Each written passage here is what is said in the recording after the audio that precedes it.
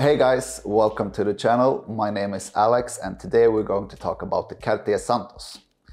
The Cartier Santos is a model that I enjoy very much. It's one of my favorite watch models of all times actually, and this particular watch is something I often get many questions about on Instagram whenever I post one. I know it's tricky to, as a beginner, to know what you're looking for in terms of condition, box and papers, what size, etc. So I'm going to give you guys a small guide here in how to find the perfect Santos for you.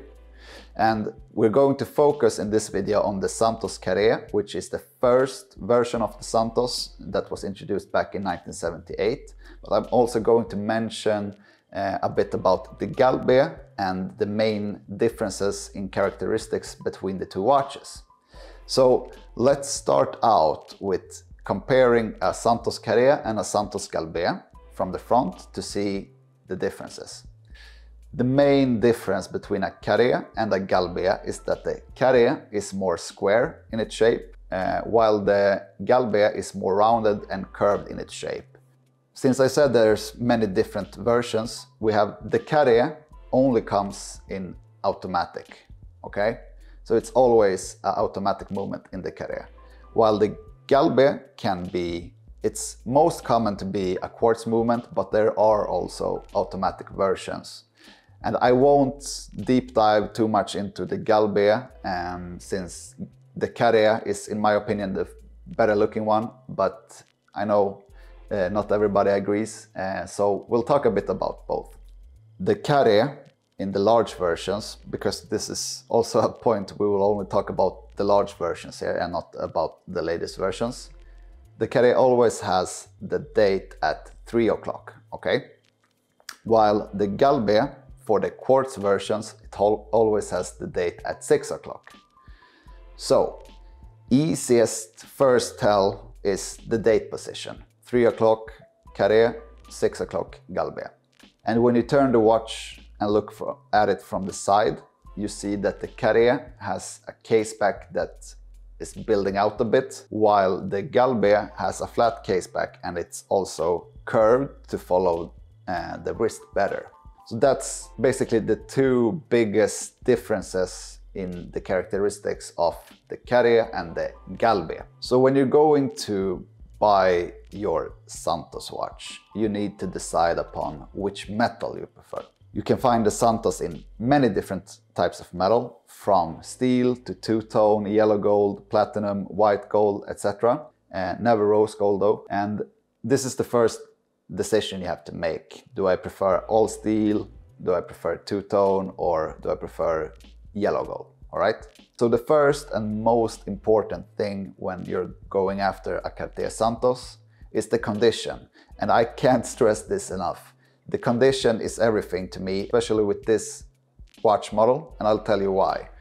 And that's because the Cartier Santos is a really hard model to polish for a watchmaker. Unfortunately, I've never seen, even by professionals, to be able to restore a Cartier Santos back to the way it looked when it left the factory.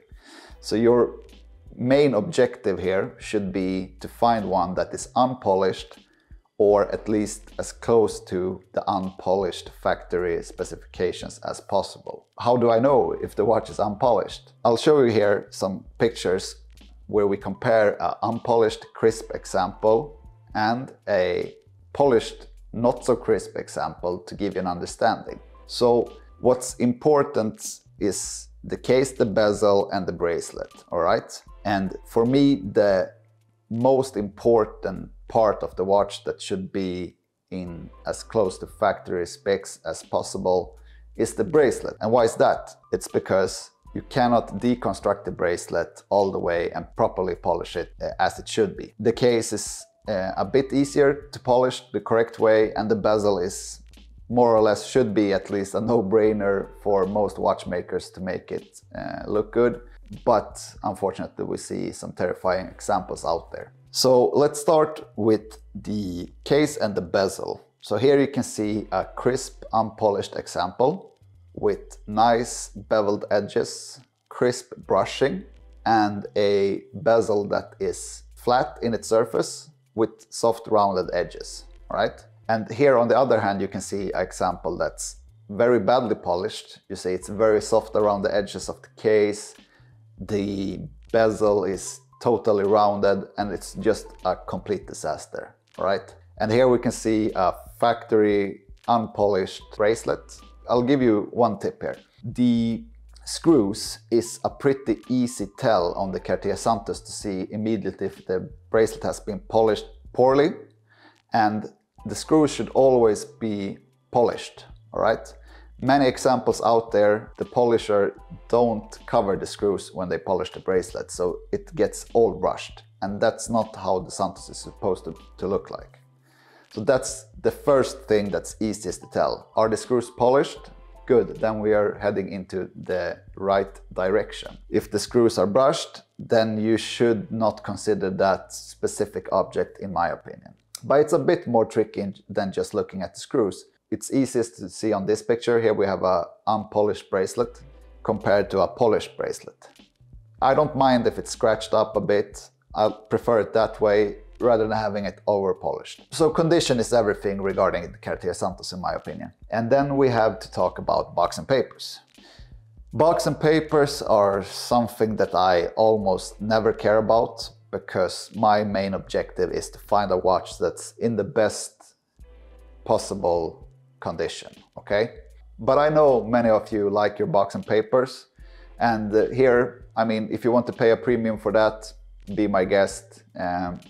It's hard to find. Sometimes many boxes are not correct for the watch, so, and I'm not, since I don't care about them, I'm not too well educated on which ones are correct for the watch model, but I wouldn't pay more than 50 euro for a box, so to say, for a Cartier Santos. And regarding the paperwork, it should always match the serial number that you can see on the back. Talking a bit about the dial, there are many different dials for the Cartier Santos, especially when we're looking into the precious metal versions of the Santos. But to give you an example of a few more standard dials, for the Santos we have, of course, the most common one, the white lacquered Roman numeral dial, all right? In two-tone and steel versions, it's also common to see either the slate gray dial or the burgundy dial. And when you see these watches, the slate gray or the burgundy, you'll also see that these are often paired with another type of bracelet that's not the typical one with the screws. This one is called the Godron bracelet, and it's not very popular as far as I know, and I've never had one with the Godron bracelet, but I know somebody out there might like it. So this one is also correct for the Santos, and it usually comes with either the burgundy or the slate gray dial. What's also common with the burgundy and slate gray dial is that the bezel of the Santos is vertically brushed. Usually it's polished, all right? But there are examples where the Santos came with the bezel brushed straight from the factory. I believe, I'm not 100% sure, but I believe that this should be the case for every model with the slate gray and burgundy dial. But there are many examples out there that have a polished bezel. But it's not only the slate gray and burgundy that are special dials for the Santos.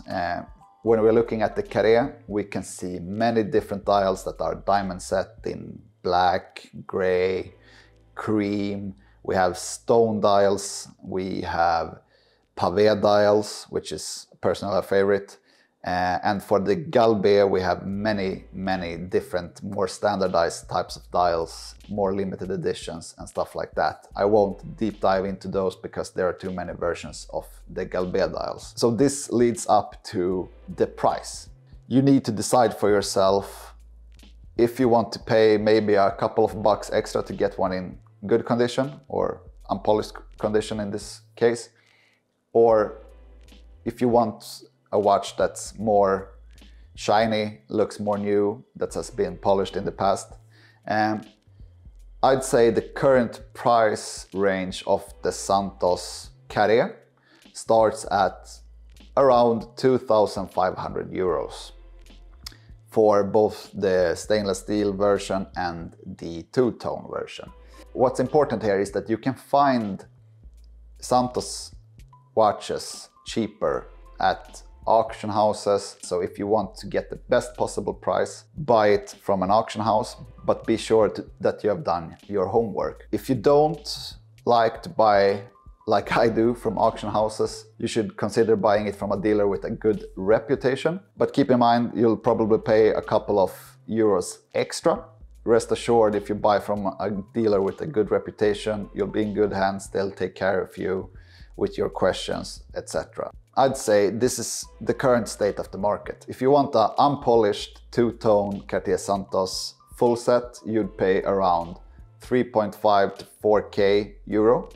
And if you want without box and papers, I'd say from around 2,500 to 3,000, depending a bit, you know, on where you buy it from. Before we sum this video up, I'd like to talk about some different models in the Santos family. So we don't just have the Santos Carrée and the Santos Galbée.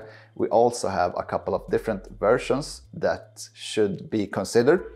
And I'd like to start with the first one, that is the Santos Octogonale, or the Santos Octagon, often mistaken for a Santos Ronde, but the bezel and K-shape is the first characteristic of this watch that makes it the Octogonale, and it's the bezel, of course, it's shaped like an octagon.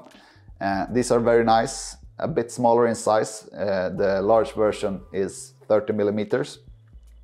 But this is a watch that's also been rising in popularity the last couple of years. They have like doubled or even more in value over the course of like 2-3 years. And if you're comfortable with smaller sized watches, this should be something on your radar as well. There are also many different versions in different materials, stone dials, diamond set lugs, bezels, etc. So there's a ton of different versions of the Santos Octogonale. Then we have the Santos Vendôme, which is a watch that I've also had in the past. It's also a bit on the smaller end, 32 millimeter in diameter. It doesn't have any lugs, so it wears very petite on the wrist, I'd say. But this is also a very good looking model that could be found around 2,000 euros and should be on your radar as well if you want something that's not as common as the Santos Carrée. And last but not least, we have the real Santos Ronde, and this one is also starting to gain a bit of popularity. This is a bit more sporty, I'd say, than the other two smaller ones, and has a good diameter around 34 millimeter, and with the characteristic Santos bracelet.